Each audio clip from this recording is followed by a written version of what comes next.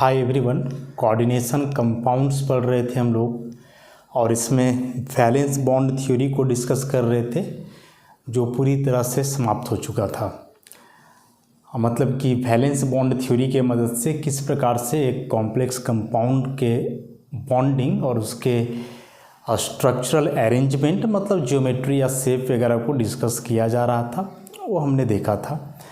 उसमें से coordination number 4 के लिए जो इम्पॉर्टेंट थे स्क्वायर प्लेनर और टेट्राहेड्रल, उसी प्रकार से कोऑर्डिनेशन नंबर 6 के लिए इनर ऑर्बिटल ऑक्टाहेड्रल और आउटर ऑर्बिटल ऑक्टाहेड्रल। तो इन सारे फैक्ट्स को जो है हम लोग अच्छे से देख लिए थे। तो इस तरह से जो वैलेंस बॉन्ड थ्योरी है वह काफ़ी कुछ एक्सप्लेन करता है कोऑर्डिनेशन कंपाउंड्स के बारे में और काफ़ी कुछ में मेनली उसके शेप्स, ज्योमेट्रीज, बॉन्डिंग को कि कैसे लिगैंड और मेटल के बीच बॉन्ड बनता है, मतलब इलेक्ट्रॉन पेयर वगैरह डोनेट करके ऐसे। इन सारे तथ्य के बावजूद इस वैलेंस बॉन्ड थ्योरी के कई लिमिटेशंस हैं। इस थ्योरी के जो है कई लिमिटेशंस हैं और लिमिटेशंस क्या है? सबसे पहला कि जितने भी शेप्स या ज्योमेट्रीज पीछे बनाया हम लोगों ने, चाहे वह स्क्वायर प्लेनर के लिए हो, टेट्राहेड्रल के लिए हो, ऑक्टाहेड्रल के लिए हो, ट्राइगोनल बाइपिरामिडल के लिए हो, तो उसमें से बहुत ज़्यादा फोकस कर रहे थे हम लोग सेंट्रल मेटल आयन पर। सेंट्रल मेटल आयन के आधार पे ही पैरामैग्नेटिक और डायमैग्नेटिक की बात कर रहे थे। सेंट्रल मेटल आयन का ही ऑर्बिटल्स को खाली करने की बात कर रहे थे। मतलब बहुत ज़्यादा फोकस किया गया है सेंट्रल मेटल आयन पे। लिगैंड्स के प्रॉपर्टीज को ऑलमोस्ट नेग्लेक्ट कर दिया गया है इस वैलेंस बॉन्ड थ्योरी में। तो वीबीटी जो है वैलेंस बॉन्ड थ्योरी वह बहुत ज़्यादा फोकस किए हुए है सेंट्रल मेटल आयन पर, जबकि लिगैंड्स के प्रॉपर्टीज को जो है या कंप्लीटली इग्नोर कर दे रहा है। तो चूंकि अब एक complex compound central metal ion और लिगैंड्स दोनों से मिलकर के बना हुआ है, तो जितना फोकस सेंट्रल मेटल आयन पे दिया गया था उतना ही फोकस लिगैंड्स पे भी दिया जाता, तो ऐसा नहीं किया गया। लिगैंड्स के बारे में थोड़ा सा बात जो बताया गया, स्ट्रॉन्ग लिगैंड और वीक लिगैंड, ये बात थोड़ा सा सामने आया था वैलेंस बॉन्ड थ्योरी में। लेकिन स्ट्रॉन्ग और वीक आप किस बेसिस पे बोल रहे हो? Cn minus NO2 minus CO, इन सारे लिगैंड्स को आप स्ट्रॉन्ग बोल रहे हो। Cl minus OH minus H2O, इन सारे लिगैंड्स को वीक बोल रहे हो। लेकिन किस आधार पे? Why these are strong ligands and why these are weak ligands? Strong और वीक का बात तो सामने आ गया इस वैलेंस बॉन्ड थ्योरी में, लेकिन यह जो लिगैंड्स का क्लासिफिकेशन किया गया स्ट्रॉन्ग और वीक, इसका बेसिस क्या है? किस बेसिस पे आपने लिगैंड्स को ऐसे क्लासिफाई किया? तो इसका कोई एक्सप्लेनेशन नहीं है। फिर हमने देखा था कि यदि स्ट्रॉन्ग लिगैंड्स आ जाते हैं तो स्ट्रॉन्ग लिगैंड्स आ जाने से क्या हो रहा था कि मेटल के डी ऑर्बिटल में जो इलेक्ट्रॉन्स थे उन इलेक्ट्रॉनों का पेयरिंग हो रहा था। नहीं, ऐसे इलेक्ट्रॉन है एक एक करके और कहीं स्ट्रॉन्ग लिगैंड है तो इसको पेयर कर देता था। तो आखिर क्यों स्ट्रॉन्ग लिगैंड्स अनपेयर्ड इलेक्ट्रॉन को पेयर करता है? वाई? क्या इसका कारण है? तो इसका कोई एक्सप्लेनेशन वैलेंस बॉन्ड थ्योरी में नहीं है। बस वो इतना बात बोला कि कुछ लिगैंड्स स्ट्रॉन्ग हैं, कुछ वीक हैं। स्ट्रॉन्ग लिगैंड्स हैं तो ये मेटल के अनपेयर्ड इलेक्ट्रॉन को पेयर्ड करेंगे ताकि ऑर्बिटल खाली हो जाए कोऑर्डिनेशन नंबर के बराबर, और उस खाली ऑर्बिटल में लिगैंड्स आसानी से अपना इलेक्ट्रॉन दे करके कोऑर्डिनेट बॉन्ड का फॉर्मेशन करें। लेकिन फेल कर गया, स्ट्रॉन्ग वीक का कोई एक्सप्लेनेशन नहीं दिया। उसके बाद इलेक्ट्रॉन का पेयरिंग क्यों करेगा स्ट्रॉन्ग लिगैंड्स, इसके बारे में भी जो है या कुछ एक्सप्लेन नहीं करता है वैलेंस बॉन्ड थ्योरी। उसके बाद वैलेंस बॉन्ड थ्योरी जो है किसी भी कॉम्प्लेक्स कंपाउंड के कलर को डिस्कस नहीं करता है। उस कॉम्प्लेक्स कंपाउंड का किस प्रकार का रिएक्शन होगा उसको डील नहीं करता है, और रिएक्शन होगा भी तो किस मैकेनिज्म के थ्रू होगा इसको भी डील नहीं करता है। मतलब valence bond theory complex compounds के कलर्स, कॉम्प्लेक्स कंपाउंड्स के रिएक्शंस होंगे या नहीं, अब यदि होंगे तो उनका मैकेनिज्म क्या होगा, तो इन सारे फैक्ट्स का कोई एक्सप्लेनेशन नहीं है। साथ ही साथ स्टेबिलिटी के बारे में भी बहुत ज़्यादा एक्सप्लेनेशन नहीं दिया है थ्योरी। थोड़ा बहुत एक्सप्लेनेशन है, लेकिन हाँ बहुत ज़्यादा डिटेल्ड एक्सप्लेनेशन नहीं दिया गया है इस थ्योरी में कोऑर्डिनेशन कंपाउंड्स के स्टेबिलिटी के बारे में। अब जो यह थ्योरी है coordination compounds related valence bond theory, हम लोग जानते हैं कि यह वैलेंस बॉन्ड थ्योरी आधारित किस पे है, तो मैग्नेटिक मोमेंट मेजरमेंट पे, मैग्नेटिक मोमेंट मेजरमेंट पे। लेकिन यह मैग्नेटिक मोमेंट मेजरमेंट थोड़ा सा मुश्किल में डाल देता है। और मुश्किल में क्या डालता है कि जैसे कुछ स्क्वायर प्लानर भी कॉम्प्लेक्स हैं, या स्क्वायर प्लानर छोड़ दो, कुछ इनर ऑर्बिटल कॉम्प्लेक्स हैं, कुछ आउटर ऑर्बिटल कॉम्प्लेक्स हैं। दोनों में या तो नंबर ऑफ अनपेयर्ड इलेक्ट्रॉन का संख्या सेम हो जाता है, सेम, या फिर दोनों का मैग्नेटिक मोमेंट जीरो के बराबर हो जाता है। तो यदि number of unpaired electron zero है, माने मैग्नेटिक मोमेंट जीरो, या फिर नंबर ऑफ अनपेयर्ड इलेक्ट्रॉन का संख्या सेम है, तो फिर उस केस में हम कैसे डिसाइड करेंगे कि वह इनर ऑर्बिटल है कि आउटर ऑर्बिटल है। ये तो जो हम पीछे बताए हैं दोनों का डिस्टिंक्शन वो खुद से बताया गया, वीबीटी वैसा कुछ नहीं बोला है। वीबीटी के अनुसार चलेंगे तो यह शेप को एक्सप्लेन करता है मैग्नेटिक मोमेंट मेजरमेंट के आधार पे। तो उसके लिए प्रत्येक अनपेयर्ड इलेक्ट्रॉन या प्रत्येक कॉम्प्लेक्स के लिए या मैग्नेटिक मोमेंट का डाटा डिफरेंट होना चाहिए, तभी जाकर के शेप को अच्छे से एक्सप्लेन किया जा सकता है। लेकिन इनर ऑर्बिटल, आउटर ऑर्बिटल, साथ ही साथ कुछ स्क्वायर प्लानर, ये कुछ ऐसे कॉम्प्लेक्स हैं जिनका number of unpaired electron same होता है, या फिर सारे के सारे डायामैग्नेटिक हैं। तो इस केस में तो फिर बड़ा मुश्किल हो जाएगा बतलाना। चलो स्क्वायर प्लानर और इनर ऑर्बिटल में थोड़ा सा हम लोग अंतर कर भी पाएंगे, क्योंकि इसका कोऑर्डिनेशन नंबर 4 होगा, इसका 6 होगा, तो इस आधार पे बोलेंगे हाँ ऑक्टाहेड्रल है, टेट्रा स्क्वायर प्लानर है, जो भी है। अब 4 है कोऑर्डिनेशन नंबर तो बताए, फिर यहाँ टेट्राहेड्रल भी हो सकता है। अनपेयर्ड इलेक्ट्रॉन तो जाएंगे नहीं, क्या कि unpaired electron square planar tetrahedral दोनों में सेम भी हो सकता है। तो बहुत सारे वैसे कॉम्प्लेक्स हैं जिनमें अनपेयर्ड इलेक्ट्रॉन का संख्या सेम है, लेकिन उनका शेप, ज्योमेट्री या फिर जो हाइब्रिडाइजेशन है वह अलग होता है। तो फिर यहाँ तो फंस जाएंगे, देख करके कॉम्प्लेक्स को बिल्कुल भी नहीं बता पाएंगे कि वह इनर ऑर्बिटल ऑक्टाहेड्रल है या आउटर ऑर्बिटल ऑक्टाहेड्रल है। उसके बाद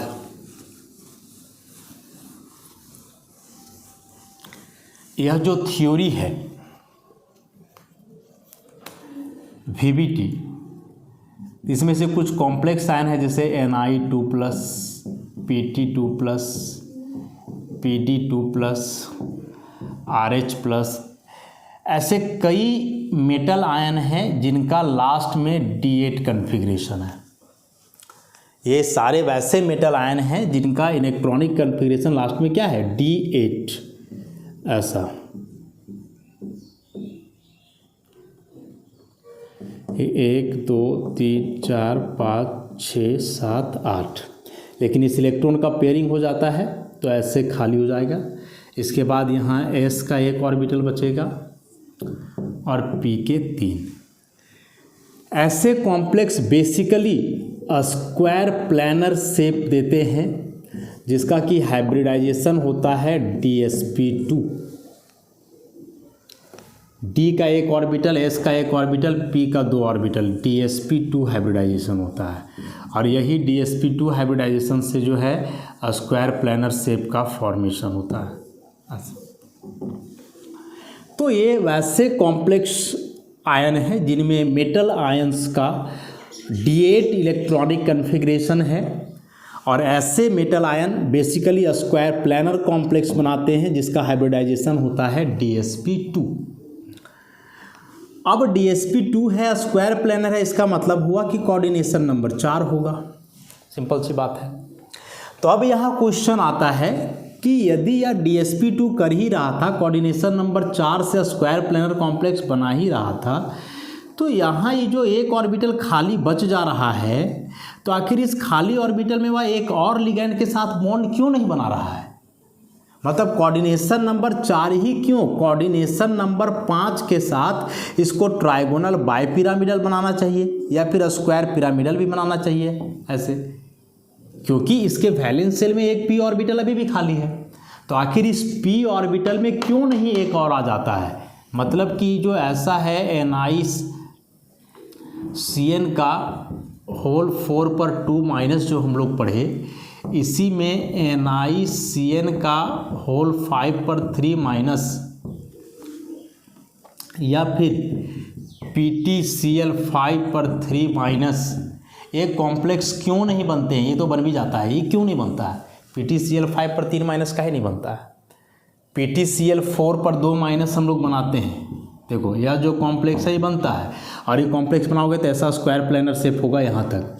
अब चूंकि एक ऑर्बिटल खाली है तो एक और Cl तो इसमें इलेक्ट्रॉन दे ही सकता था ना, तो ये 5 हो ही सकता था, क्यों नहीं हुआ, समझ गए। तो यह भी इसका लिमिटेशन है कि कुछ मेटल आयन जिसका वैलेंस शेल में D8 कन्फिग्रेशन है वे tetra coordinated square planar complex बनाते हैं। इस हाइब्रिडाइजेशन से एक कभी भी पेंटा कोऑर्डिनेटेड कॉम्प्लेक्स नहीं बनाते हैं, जबकि इसके वैलेंस शेल में एक p ऑर्बिटल अभी भी खाली है। तो यदि ये DsP2 बना रहे हैं तो वाई नॉट DsP3, DsP3 क्यों नहीं बना पा रहे हैं फिर, समझ गए। तो वैलेंस बॉन्ड थ्योरी का यह भी जो है एक कमी रह गया, एक इम्पॉर्टेंट लिमिटेशन हो गया इसके लिए। उसी प्रकार से एक और कॉम्प्लेक्स, इस कॉम्प्लेक्स का जो शेप है CuNH3 का होल 4 2 प्लस या फिर CuCN का होल 4 2 माइनस, ऐसा ये सारे कॉम्प्लेक्सेस स्क्वायर प्लानर हैं। और स्क्वायर प्लानर अभी तक जो हम लोग जान रहे हैं VBT के अनुसार वह जान रहे हैं DsP2 हाइब्रिडाइजेशन। ज़रा बना करके देखा जाए, यहाँ Cu2 plus central middle ion है, Cu का कन्फिग्रेशन लिखोगे 29 होता है ना, तो 3d10 4s1। अब जब 2 प्लस दे दोगे तो 2 हटेगा, एक यहाँ से और एक यहाँ से बचेगा 3d9 4s0, आगे 4p बचेगा, ऐसा 1 2 3 4 5 6 7 8 9। अब यहाँ जो 4 अमोनिया है, कोऑर्डिनेशन नंबर 4 है कॉपर का, उसके लिए 4 ऑर्बिटल्स तो खाली है, लेकिन जो 4 ऑर्बिटल्स खाली हैं वे कौन कौन है, S और 3 P के, मतलब sp3 हो जाएगा, और sp3 का मतलब टेट्राहेड्रल हो जाएगा। जबकि जो एक्सपेरिमेंटल एविडेंस है, जो स्टडी है स्पेक्ट्रोस्कोपिक स्टडीज, वह बतलाता है कि ये कॉम्प्लेक्सेस जो है वे स्क्वायर प्लानर हैं, और स्क्वायर प्लानर होने का मतलब हुआ कि हाइब्रिडाइजेशन शुड बी DsP2, और DsP2 होने के लिए अंदर का एक d ऑर्बिटल वैकेंट होना चाहिए, जो बिल्कुल भी नहीं दिख रहा है। यहाँ तो इलेक्ट्रॉन है, इस इलेक्ट्रॉन को पीछे पेयर अप भी नहीं किया जा सकता है, क्योंकि पीछे के सारे ऑर्बिटल्स में 2-2 इलेक्ट्रॉन हैं, 3 तो कर नहीं सकते हो आप, समझ रहे हो बात को। तो यहाँ फिर हम लोग अब फंस जाने वाले हैं कि यहाँ होगा तो होगा क्या। आप ऐसा भी नहीं कर सकते हो कि Cu2 प्लस से Cu ट्रिपल प्लस बना दें, एक इलेक्ट्रॉन को निकाल दें, ऐसा यहाँ 2 प्लस की जगह 3 प्लस कर दें। अब कॉपर का 3 प्लस कभी जाना ही नहीं जाता है, copper never exhibit +3 oxidation state, कभी नहीं, +1 और +2 ही इसके लिए कॉमन है। तो इस इलेक्ट्रॉन को आप बाहर कर नहीं सकते हो, समझ रहे हो बात को। आप ऐसा भी नहीं कर सकते हो कि इस इलेक्ट्रॉन को आगे कर दो, क्योंकि यदि इस इलेक्ट्रॉन को आगे कर दोगे 4p या 4d में आप कर दोगे तो वहाँ इलेक्ट्रॉन न्यूक्लियस से इतना दूर चला जाएगा कि आसानी से लूज हो जाएगा, मतलब फिर से यही कॉपर ट्रिपल प्लस बन जाएगा। और सबसे बड़ा बात की जो एक्सपेरिमेंटल स्टडीज है वह बतलाता है कि यह पैरामैग्नेटिक कॉम्प्लेक्स है और इसके पास एक अनपेयर्ड इलेक्ट्रॉन है। तो आपको एक अनपेयर्ड इलेक्ट्रॉन भी दिखाना है, हाइब्रिडाइजेशन भी DsP2 लाना है स्क्वायर प्लानर के लिए, मतलब d ऑर्बिटल को इन्वॉल्व करना ही करना है, तब जाकर के इसके शेप को आप एक्सप्लेन करवाओगे। तो VBT यहाँ फेल कर जाता है, VBT बता ही नहीं पाया कि फिर इसका शेप क्या होगा। और इसी को एक्सप्लेन करने के लिए जो है हगिन नाम के साइंटिस्ट आगे आए और उन्होंने बताया कि कोई दिक्कत नहीं है, कॉपर +2 में ही रहेगा, एक अनपेयर्ड भी बचेगा और होगा ऐसा कि 4p के बाद 4d भी तो होता है, सेम सेल का ऑर्बिटल है ऐसा। तो चलो यहाँ नहीं, यहाँ से शुरू होगा, एक अमोनिया यहाँ देगा इलेक्ट्रॉन पेयर, एक यहाँ देगा, एक यहाँ देगा, इसमें नहीं देगा, एक यहाँ देगा, मतलब ये ऐसा कुछ हाइब्रिडाइजेशन हो जाएगा। sp2d, s का एक, p के दो और d का एक, sp2d हाइब्रिडाइजेशन हो जाएगा यहाँ। इसमें से p का px py and this is dx square minus y square, या pz ऑर्बिटल पार्टिसिपेट नहीं करेगा। तो स्क्वायर प्लानर के लिए हमको तो डी ही मतलब था ना, यहाँ भी डी था dx square minus y square, बस है कि या इनर सेल का था और अब की बार जो डी आया है आउटर सेल का आया है। तो ये तो हो सकता है। ऑक्टाहेड्रल में तो हम लोग पढ़े थे sp3d2 और फिर पढ़े थे d2sp3, एक बार डी बाहर का भाग ले रहा था, एक बार अंदर का भाग ले रहा था, तो उसी प्रकार से यहाँ हो जाएगा। तो यह sp2d हाइब्रिडाइजेशन का कंसेप्ट नहीं दिया गया वैलेंस बॉन्ड थ्योरी का। यदि दिया जाता तो शायद इस कॉम्प्लेक्स आयंस के जो है शेप या बॉन्डिंग को एक्सप्लेन किया जा सकता था, लेकिन वैलेंस बॉन्ड थ्योरी के आधार पे ये दोनों का शेप को एक्सप्लेन नहीं किया जा सका, क्योंकि इनके लिए हाइब्रिडाइजेशन आता है sp2d। तो याद रखोगे कि यदि D9 कॉन्फ़िगरेशन है, खास करके कॉपर का कोऑर्डिनेशन नंबर 4 है, तो स्क्वायर प्लानर शेप के लिए हाइब्रिडाइजेशन हमेशा आना है sp2d, और नहीं तो फिर नॉर्मल जो dsp2 होता है वही रहेगा। समझ गए बात को, काफ़ी इम्पॉर्टेंट था। तो ये सारे कुछ इम्पॉर्टेंट लिमिटेशंस थे वैलेंस बॉन्ड थ्योरी के। बहुत कारगर थ्योरी भी है, बावजूद कई लिमिटेशंस से भी सफ़र करता है यह थ्योरी। अब जो लिमिटेशंस इस थ्योरी के लिए हैं, जाहिर सी बात है कि उनका एक्सप्लेनेशन भी होगा, और एक्सप्लेनेशन के लिए हम लोग एक नया थ्योरी पढ़ेंगे, crystal field theory. Crystal field theory हम लोग अभी के इस क्लास में स्टार्ट नहीं करेंगे, इसको आगे के क्लासेस में हम लोग देखेंगे। अभी फ़िलहाल हम लोग आइसोमेरिज्म के बारे में पढ़ेंगे, तो क्रिस्टल फील्ड थ्योरी बाद में। क्योंकि वैलेंस बॉन्ड थ्योरी में हम लोग शेप्स के बारे में जान चुके हैं, तो अभी हम लोग पढ़ने वाले हैं इसमें आइसोमेरिज्म इन कॉम्प्लेक्सेस या कॉम्प्लेक्स कंपाउंड्स। कॉम्प्लेक्स कंपाउंड्स का क्या आइसोमेरिज्म होगा, इसके बारे में। आइसोमेरिज्म भी एक बेहद इंपॉर्टेंट टॉपिक है इस चैप्टर से, जिससे क्वेश्चंस एग्जामिनेशन में जो है बराबर पूछे जाते हैं। खैर, आइसोमेरिज्म वर्ड नया नहीं है, इसका मतलब हम लोग जानते हैं same chemical formula. Same chemical formula कहने का मतलब हुआ सेम केमिकल कंस्टिट्यूशंस, माने जो केमिकल कंस्टिट्यूएंट्स होंगे वे सेम होंगे, लेकिन different physical and chemical properties. तो दो या अधिक कोऑर्डिनेशन कंपाउंड्स, दो या अधिक कॉम्प्लेक्स कंपाउंड्स जिनका केमिकल कंस्टिट्यूशंस मतलब केमिकल फार्मूला, मतलब जो उसमें सेंट्रल मेटल आयन या जो लिगैंड्स काउंटर आयन्स हैं वे सेम होंगे, लेकिन उन जो कॉम्प्लेक्सेस का फिजिकल और केमिकल प्रॉपर्टीज होगा वह अलग होगा। तो फिर ऐसे कोऑर्डिनेशन कंपाउंड्स एक दूसरे के आइसोमर्स कहलाएंगे, और यह जो फेनोमेनन होगा जिसके तहत उनका केमिकल फार्मूला तो सेम लेकिन प्रॉपर्टीज अलग हो जा रहा है, तो यह फेनोमेनन कहलाएगा आइसोमेरिज्म। समझ गए बात को। तो आइसोमर्स कोवलेंट कंपाउंड्स में भी हम लोग देखे थे ऑर्गेनिक में, उसी कंसेप्ट को यहाँ कोऑर्डिनेशन कंपाउंड के लिए अप्लाई करना है बस। अब आइसोमेरिज्म हम लोग जानते हैं कि कई प्रकार के होते हैं, और उसमें से जो दो ब्रॉडर क्लासिफिकेशन है, एक है स्ट्रक्चरल आइसोमेरिज्म और दूसरा है स्टीरियो आइसोमेरिज्म। दोनों काफ़ी एडवांस कंसेप्ट हैं, स्टीरियो आइसोमेरिज्म भी और स्ट्रक्चरल भी। तो इसमें से सबसे पहले हम लोग स्ट्रक्चरल को डील करेंगे। अभी स्ट्रक्चरल आइसोमेरिज्म क्या है, तो उस प्रकार का आइसोमेरिज्म जिसमें अलग अलग स्ट्रक्चर होगा कॉम्प्लेक्सेस का। मतलब आइसोमेरिज्म बोल रहे हैं, कहने का मतलब कि केमिकल फार्मूला सेम, प्रॉपर्टी अलग अलग, लेकिन वह प्रॉपर्टी अलग क्यों होगा, क्योंकि उसमें स्ट्रक्चरल अरेंजमेंट अलग अलग होगा।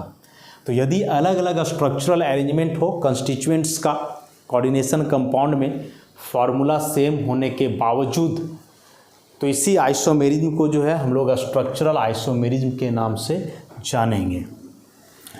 अब इसमें से जो सबसे पहला है वह है आयोनाइजेशन आइसोमेरिज्म, आयोनाइजेशन आइसोमेरिज्म नाम से ही डेफिनेशन हम लोग बनाएंगे कि वैसे coordination compounds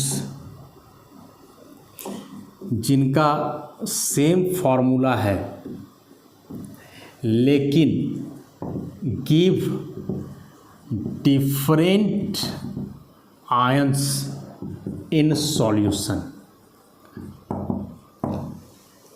the coordination compounds having same chemical formula but give different ions in the solution। मतलब जब वाटर में डिजॉल्व किया जाता है तो आयंस अलग अलग मिलेंगे जबकि फॉर्मूला दोनों का क्या होता है, सेम होता है।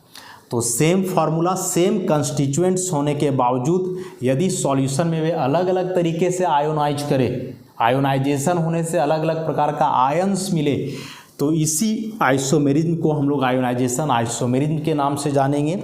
और ये जो कॉम्प्लेक्सेस हुए उनको आयोनाइजेशन आइसोमर्स बोला जाएगा। अब इसके एग्जाम्पल्स क्या हैं?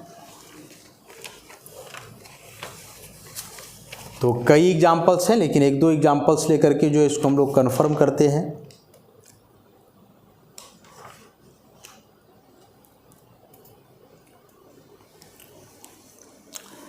तो जैसे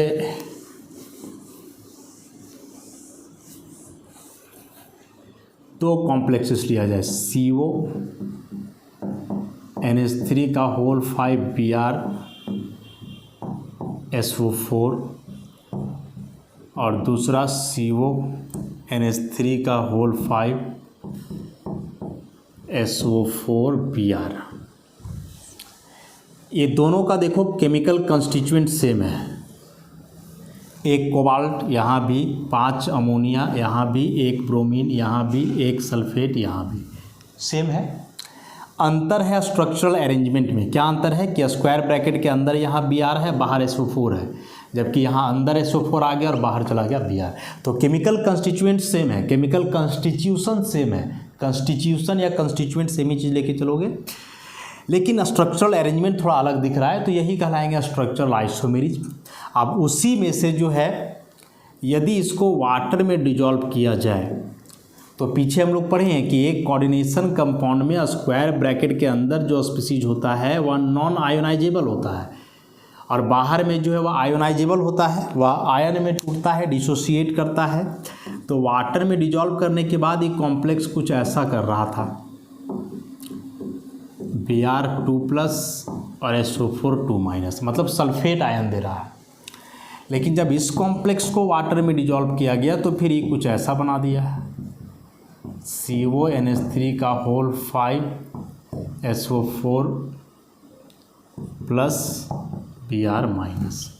मतलब इसको वाटर में डिजॉल्व किए तो सल्फेट आयन दिया, जबकि इसको वाटर में डिजॉल्व किए तो ब्रोमाइड आयन दिया। तो केमिकल कंस्टिट्यूशन सेम है लेकिन वाटर में डिजॉल्व करने पर जो है अलग अलग जो है आयंस का फॉर्मेशन हो रहा है, तो यही कहलाएंगे आयोनाइजेशन आइसोमर्स। अब बात यहाँ बोलोगे कि सर प्रैक्टिकली इस चीज़ को हम लोग कैसे जानेंगे? ठीक है, कॉम्प्लेक्स को वाटर में घोले, इसको भी वाटर में घोले, तो कॉम्प्लेक्स को जब वाटर में घोलोगे तो वहाँ फॉर्मूला थोड़े दिखेगा, कोई सॉल्ट रहेगा ना, कोई सॉलिड मटेरियल होगा। वाटर में घोलोगे तो घोलते इसमें नहीं ना दिखेगा कि ई है कि ई है, और चलो घोल भी दिए, फॉर्मूला पता भी है, तो जो आयन में टूटेगा वो आयन तो सॉल्यूशन में नहीं दिखेंगे, तो फिर वहाँ कैसे जानेंगे कि कौन सा किस आयन में टूटा? तो प्रैक्टिकली उसके लिए क्या किया जाता है कि इस कॉम्प्लेक्स को जो है डिजॉल्व किया जाता है बेरियम क्लोराइड का सॉल्यूशन में, और जब बेरियम क्लोराइड का सॉल्यूशन में इसको डिजॉल्व किया जाता है तो डिजॉल्व करने के बाद क्या ऑब्जर्व किया जाता है कि यहाँ बेरियम सल्फेट का वाइट प्रिसिपिटेट बनता है, और इस कॉम्प्लेक्स को जो है सिल्वर नाइट्रेट का सॉल्यूशन में डिजॉल्व किया जाता है, तो यहाँ देखा गया कि सिल्वर ब्रोमाइड का येलोइश वाइट प्रिसिपिटेट मिला। ठीक, उल्टा नहीं, जब इसको डिजॉल्व किया गया AgBr से, मतलब या AgNO3 से, तब यहाँ कोई प्रिसिपिटेट नहीं मिला, और उसी प्रकार से जब इसको डिजॉल्व किया गया बेरियम क्लोराइड से तो यहाँ भी कोई प्रिसिपिटेट नहीं मिला। अब क्या ये माजरा है समझोगे। बेरियम क्लोराइड का सॉल्यूशन है, इसका मतलब कि बेरियम 2+ Cl- है। तो इस सॉल्यूशन में तो पहले से बेरियम आयंस होंगे और इसी सॉल्यूशन में आप इसको डिजॉल्व कर रहे हो तो ये टूट करके दे रहा है सल्फेट आयन।